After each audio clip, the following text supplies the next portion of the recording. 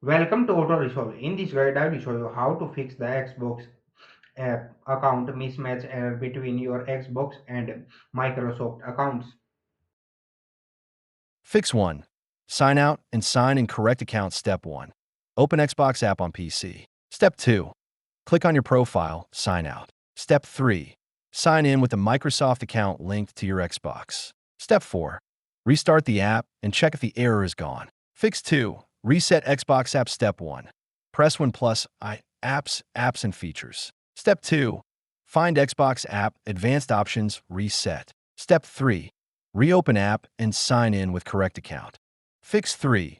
Remove and add account in Windows. Step 1. Press 1 plus accounts, email and accounts. Step 2. Select the wrong account, remove. Step 3. Add the correct Microsoft account. Step 4. Restart Xbox app and sign in again. Fix 4. Check Xbox Live services. Step 1. Visit Xbox Live status page online. Step 2.